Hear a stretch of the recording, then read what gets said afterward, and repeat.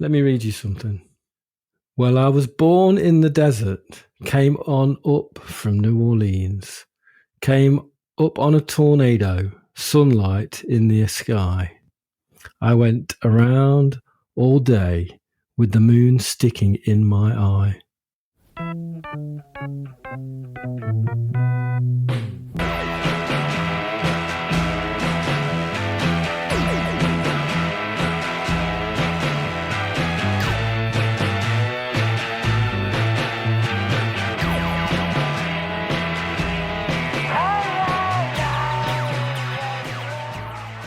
Yeehaw! Yeehaw! Yeehaw, everybody! Howdy, partners. Howdy! Diggity-do! Yes, thank you for joining us to Johnny Domino's Sarsaparilla show, this our Johnny Domino podcast. My name is Steve. And I am Giles. And we are two brothers who recorded music, still do occasionally record music. Occasionally. And we are making a podcast about recorded music that we'd made and listening to it and memories and stuff. If you've never heard it before, that's what we do. We should probably say that the original concept behind the podcast, if you could say it was a concept, was that we were listening to our old recordings with a view to putting together a purely theoretical mixtape of the best of our home recordings.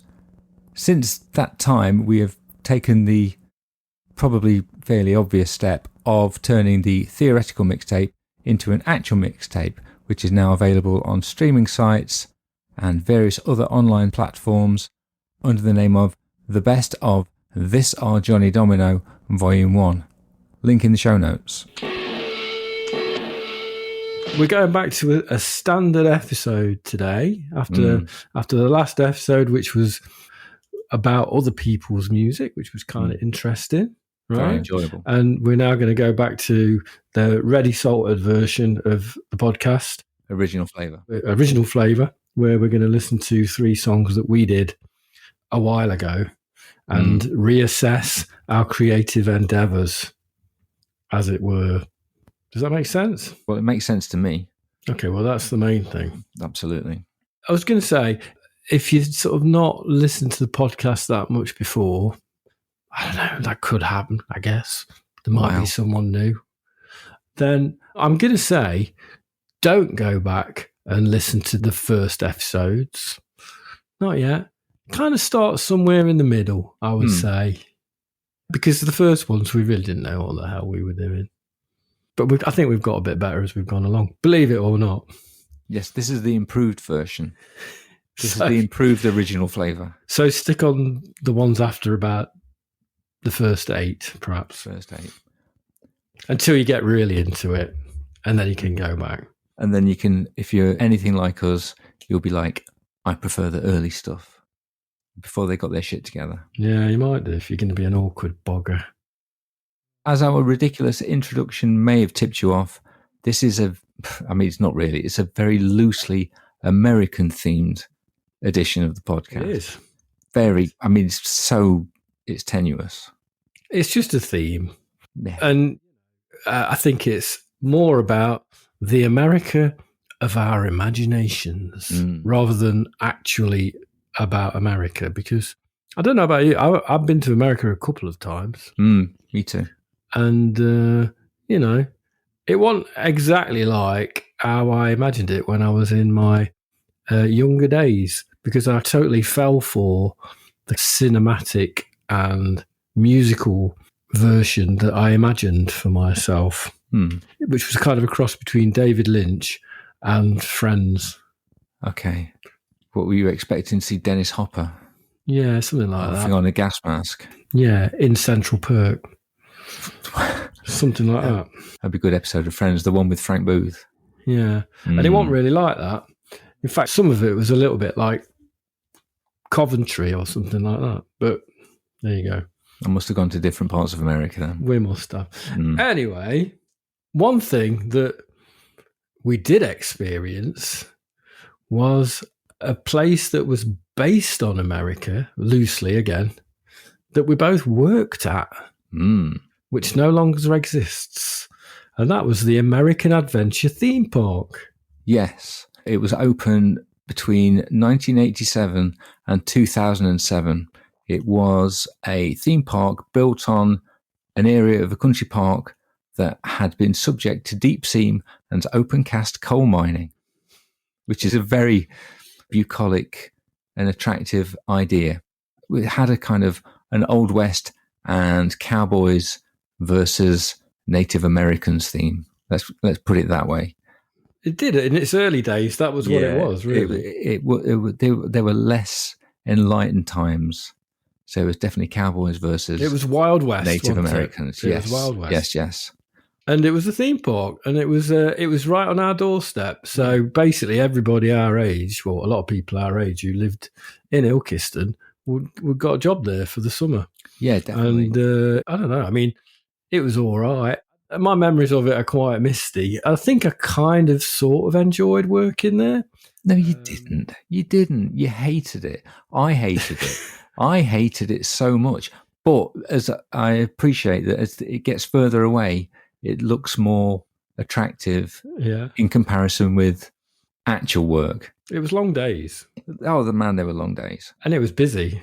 You were probably the same as me, as you kind of went through education into college and university. If you ever met somebody from Ilkeston, where we lived, or from Kirkhallam, nearby Kirkhallam or West Hallam, you'd always end up talking about the American Adventure. And everybody you met who was a similar age to you worked there.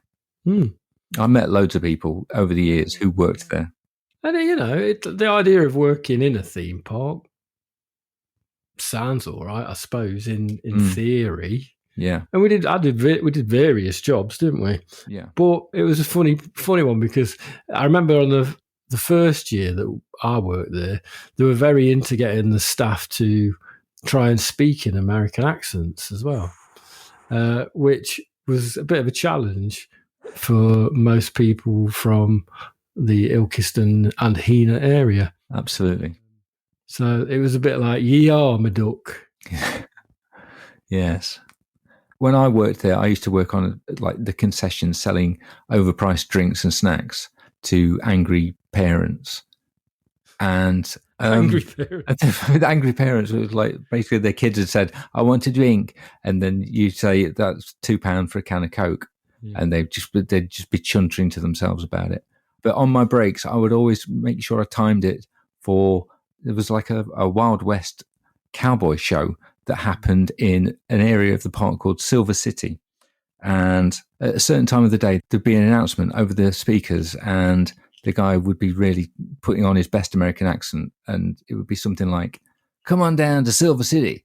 I want all you little cowpokes and cowgirls to come on down and help the sheriff because some bad guys are going to rob the bank and there's going to be fighting and all sorts." And he'd just run out of steam at the end of it and just go, "and all sorts," and shut the mic off.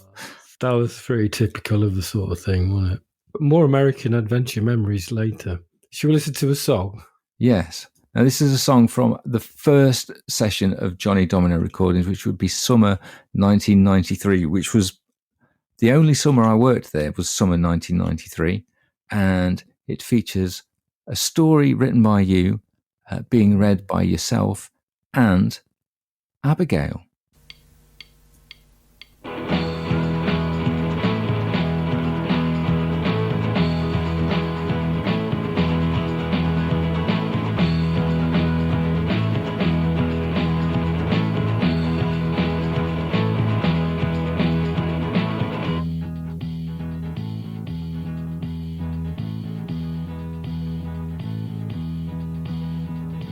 It was late July and the supervillain takes his family out for the day. Entrance fees and queues weigh down his already heavy mood.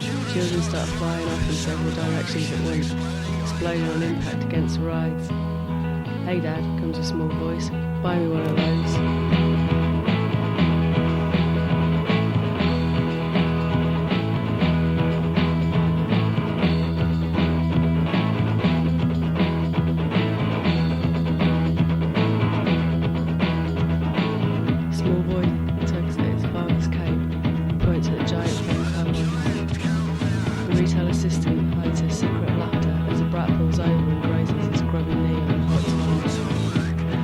cowboy hat to surprise by the screaming boy. Supervillain plus extended family trudge through the midday sun to find the toilets. He has a large black cloud over his head. After a packed lunch, the king of the cow shows the way out of the frying pan into the fire. Supervillain body armor is uncomfortable.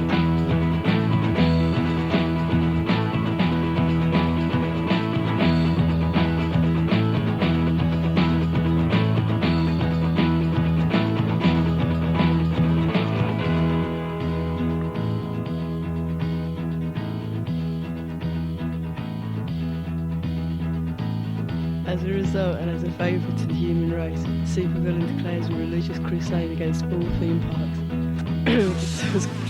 Kills several laughing teenagers. His children squabble later on the long drive home. Victims of the day out start a charity self-help group.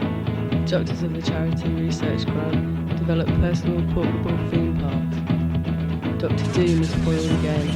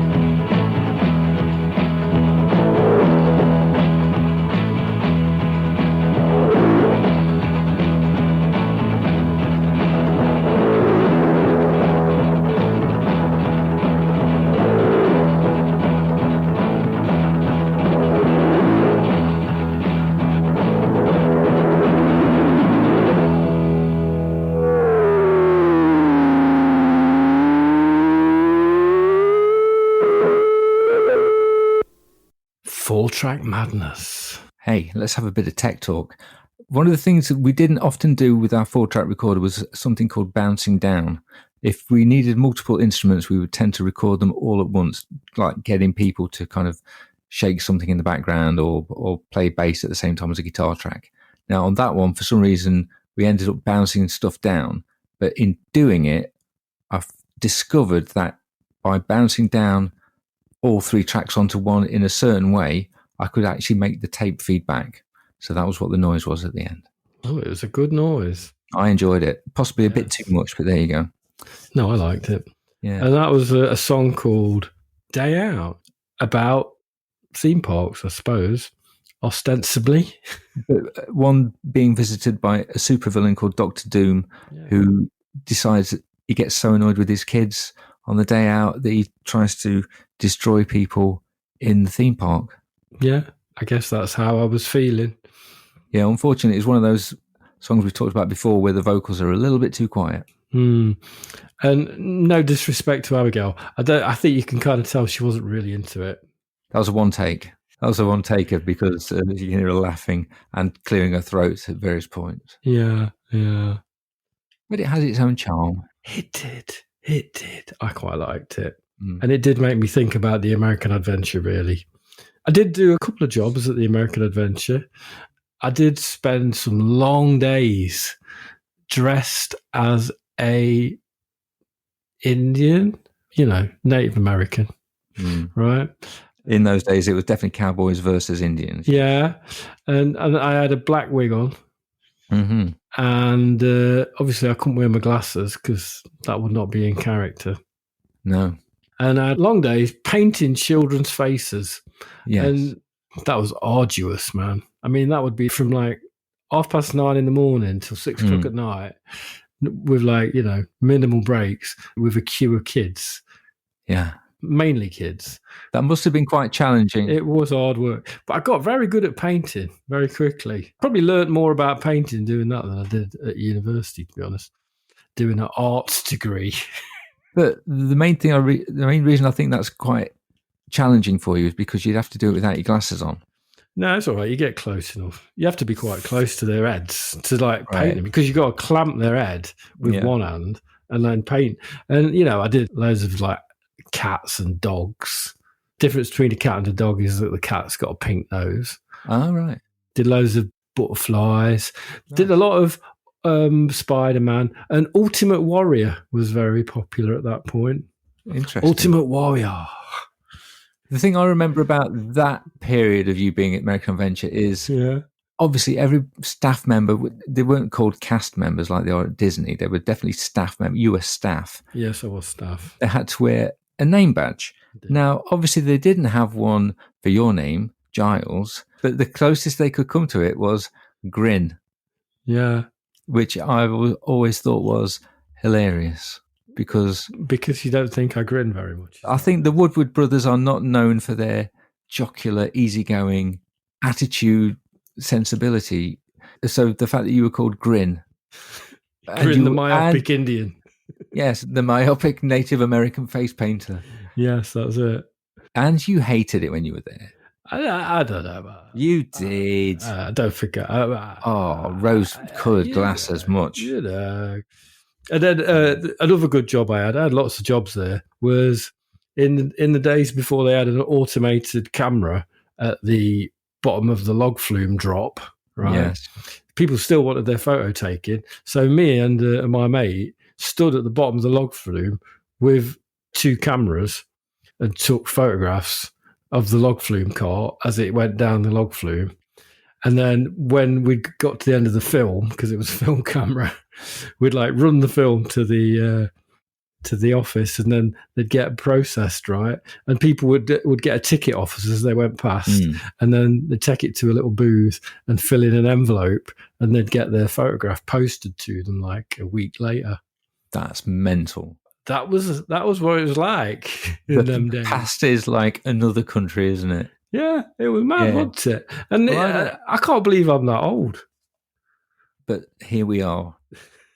Golden memories of the American Adventure, which closed in 2007. Anyway, that was a song. That was all around one song that we listened to, which was it was all right.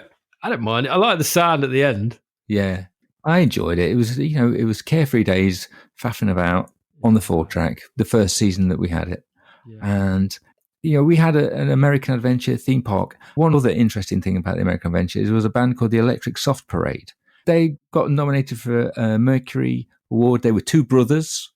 Oh, yeah. And apparently they were on tour for their first album, and they were passing through somehow Ilkeston and Heanor, and they saw a sign for the American Adventure theme park. And they thought that was just ridiculous, that there was a theme park called the American Adventure in the middle of England.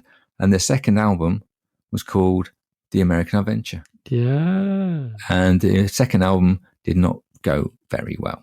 It didn't. Not as well as the first one. So there you go. But they actually named it after the theme park. Yep, they did. Bonkers. Get them on the podcast, Steve. So I'll send them this, but I might have to cut out the bit where I said they didn't go very well after that. I think they're still going. They'll know how well they did. I suppose they were there, weren't they? Yeah. But, they were on Jules Holland and everything. And yeah. Come on, then. Let's get into the next bit. Yeah, I mean... Let's listen to another song. Well, you were talking about America and the fact that when you went there, it didn't live up to your expectations. And, in our little group of friends, we were all really into American culture, into American bands, American TV and American films. And at that point, none of us had been to America. Apart from our friend Dick, who previously appeared on the podcast a few episodes ago. He did a year of his degree in Kentucky, wasn't it? It was Kentucky he went to. And so he was the only one who had an experience of being in America. And when he came back from Kentucky, as was the way that we entertained ourselves, we formed a band called Billy, Biff and Scooter. And this is the sum total of his experiences in America. This is what he brought back. And what's it called? This song is called Where's My Spittoon? Yeah, now think on.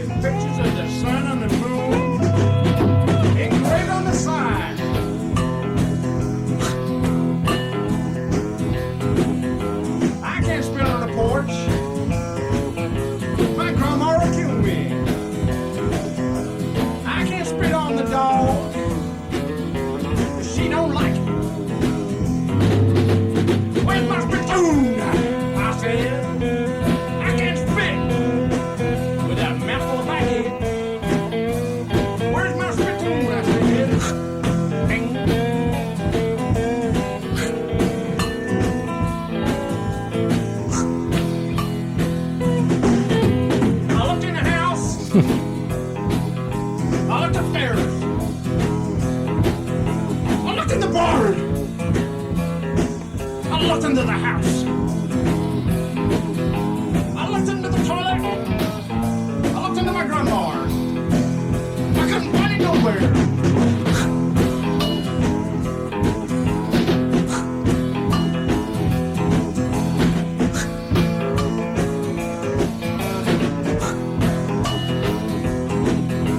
Where's my spittoon?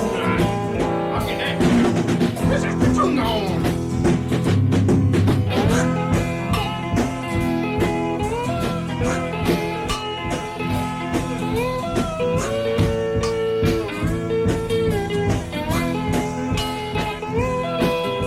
But just saying, over the hill came old Frank from over the hill.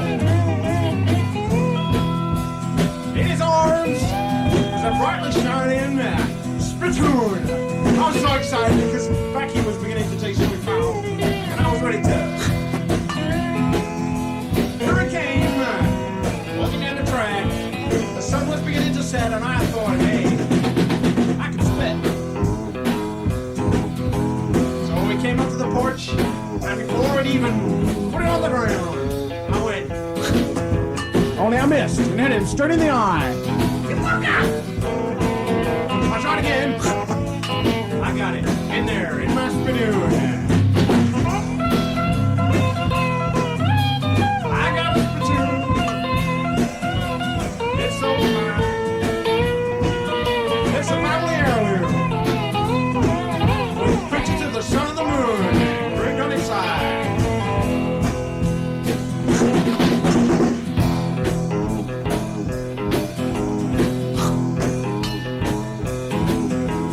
I got a spittoon.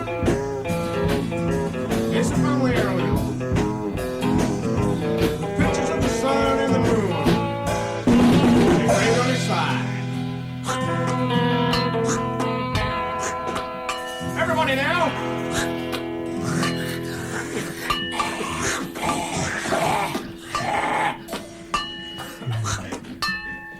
I can only apologise to you if you were eating your Findus crispy pancakes at that point. Because a spittoon is a disgusted thing. What is a spittoon? It's a vessel for spitting in. That's so gross, man. That's what it is. Obviously, that's what a spittoon is. You spit in your spittoon. That's so disgusting. If you're chewing tobacco, you're going to spit it eventually. And you would get one which has got pictures of the sun and the moon on the side, obviously. That was basically all of Dick's lyrics that he worked out in advance was, I've got a spittoon, it's a family heirloom with pictures of the sun and the moon engraved on the side. Yeah.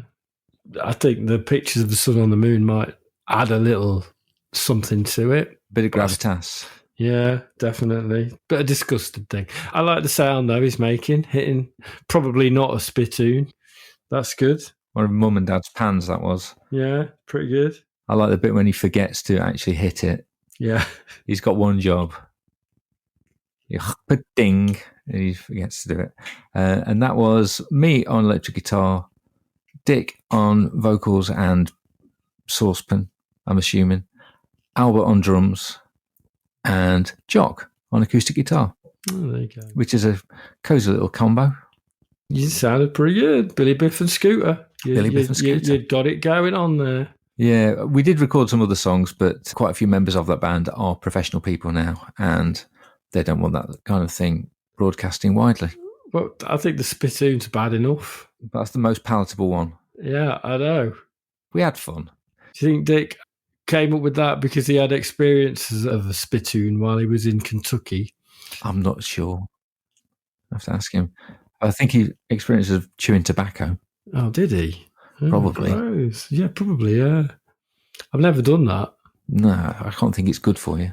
No. Young people do something like that. No, they have they put little things in their mouths. Football lads do it. Do they? Yeah, it's like you get a little pouch, people get addicted to it. Weird. But I don't know whether they need a spittoon. Maybe spittoons are going to get revived. Hey, if anyone's advertising a spittoon, you know where to find us. Get the rights to that song. Right. I think that one's definitely going to go on the best of. I can think of worse songs. I think I would like to see that on Volume 2. Okay. The final song today is a Johnny Domino song that we recorded 3 times called Trouble Free. And it's not necessarily got an American theme, but I think it kind of has got a bit of an American sort of vibe to it, I suppose. It's kind of a road type song anyway. Sounds like you're driving along. I mean, we talked in the past, we used to have like a very romantic view of the road. Probably from literature and films and things like that. And this one makes me think of the road. And one thing I remember when I first went to university, that was the first time I ever really took notice of the horizon, which sounds stupid. Does a bit. I don't know, it's ridiculous. But I remember sort of walking to clubs in Sheffield and seeing, gosh, what's the block of flats behind the train station? It's quite a famous block of flats, the kind of walkways, streets in the sky, that kind of thing. Yeah. And seeing that and just having my mind blown by it. And then when I went home, first seeing the horizon in the streets and houses where we lived, and then going, oh, that's really amazing. Never really noticed it. You never looked up? No, but you know what I mean? It's such a revelation. No, but you know what I mean? never noticed the horizon until you were like 19. This is so... All right, Grandma Moses. The revelation is cool. You were using a sort of like a box camera at the American Adventure theme park. So the horizon made you think of America? No, it's just the fact that we used to, as I said, we had a wistful idea of America and what it stood for. And, you know, I think this song is about, to me, it sounds like it's about being in a small town and thinking about how you're going to get out and if you're going to get out, that kind of thing. Do you have a less wistful idea of America now? Oh, yeah. Big time. It is mental. I mean, I think we kind of thought it was mad at the time. And I think Dick certainly when he came back, imparted some of the madness to us from his experiences going to university in Kentucky. Yeah, Kentucky.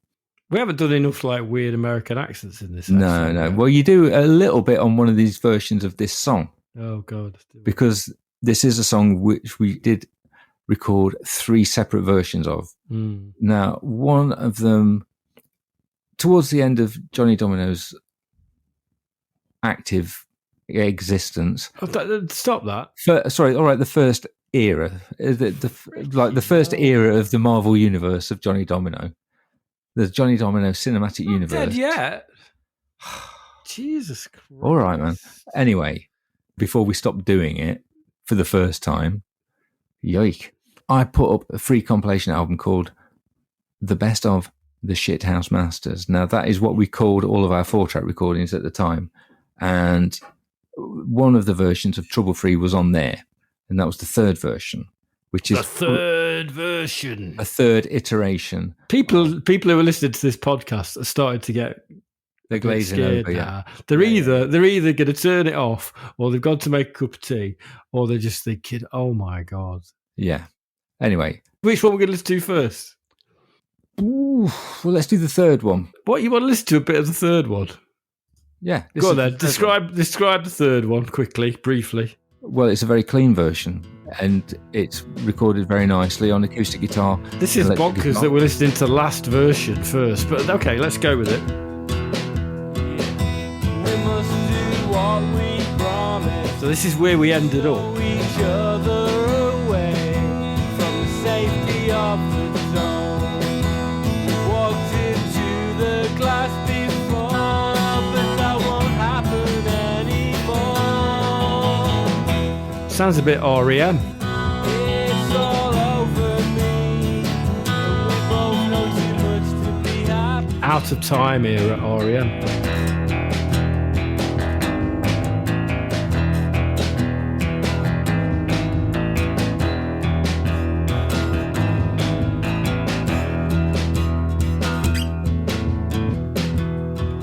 So, yeah, that was all right. But the first 2 versions are... as often is the case, they're better though, aren't they? They're kind of a lot more abrasive. More true to the song, I think. I think the second version is better. You think? I do. But for the sake of completeness, shall we listen to a little bit of the first version? Yeah. Happy I was born, it's trouble-free. Happy I was born pretty. See, that's the thing that annoys me about that version, because I say pretty, and it's all right, Yeah. and like it's the basic sketch of the song. But I think the second version is like where we actually nail it. Oh, the dog's barking. The dog loves it. Do you want to hear it again in a slightly different version?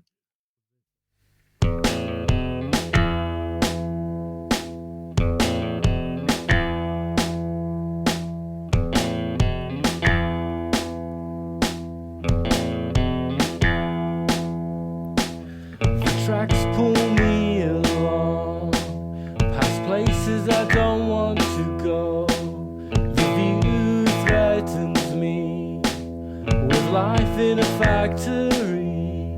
Happy I was born, it's trouble-free. Happy I was born pretty.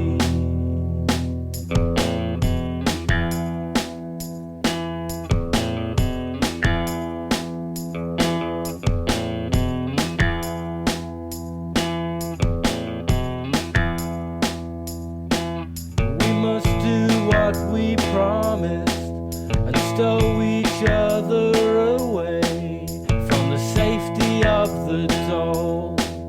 We walked into the glass before, but that won't happen anymore. It's all over me, and we all know too much to be happy.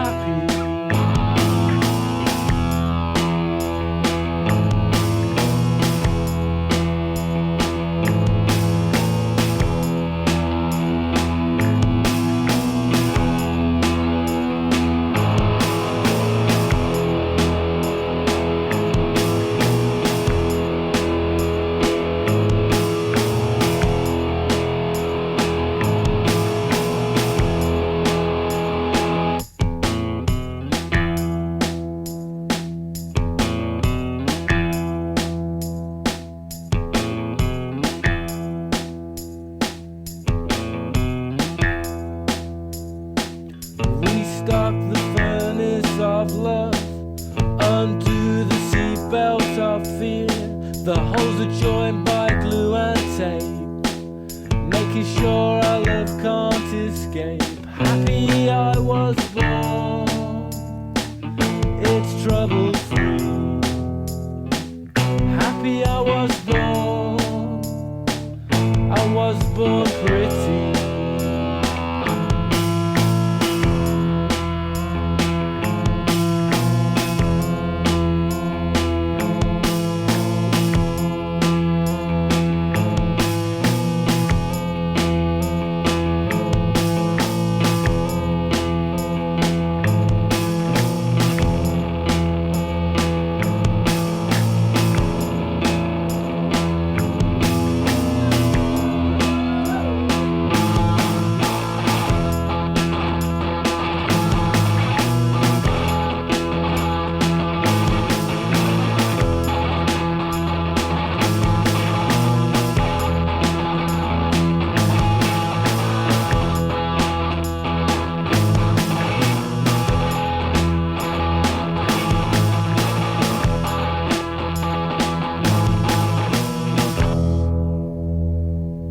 Not mentioned them for a while, but God bless Jack and Olive.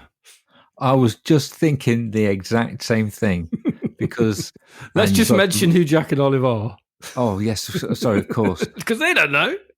Sorry, Jack and Olive were our next door neighbours, and my bedroom where I recorded all these songs adjoined their house. And bless their hearts, Jack was deaf as a post. Olive's hearing was not up to much, but they did like to hear us doing things, and they never once complained about us making a noise in all that recording. That bass guitar part was recorded very loud. Both The guitar guitar parts sounds pretty loud as well. They were both really, really loud. Yeah. I mean, I was listening to it, and I have a memory of, and I think it was on the second version, where I put the drum machine speaker, which was a huge keyboard amp that we had, I put that in the bathroom to try and get, I mean, you can't tell, it made no difference to the sound whatsoever. But I remember it was quite a lot of effort to carry this massive speaker into the bathroom. God, it indulged. To get a particular sound. Yeah, which didn't really work. I just thought, we tried it. When you hear about Joe Meek recording vocals in the bathroom, I thought, well, I'll have a go at that. But yeah, I think I'm going to agree with you. I think the second version is best. It is. I was just staring out the window while that was on, watching and the sun's going down, ladies and gentlemen. Yeah. There's nice orange tint in the sky, and I was looking at the horizon. Oh, yeah. Have you noticed? And I was just noticing it. I was just noticing the horizon. Sure. And I was just like, I was loving it, man. Yeah. That song. Tell me some more about that song. I liked it.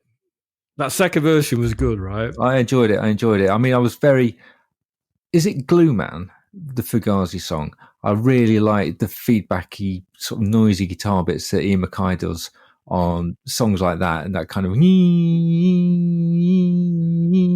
it's very Fugazi, and I've basically stolen musically part of Good Morning Captain by Slint for that weird sort of like Devil's Interval diminished fifth on the chorusy bit, and we kind of removed it on the third version.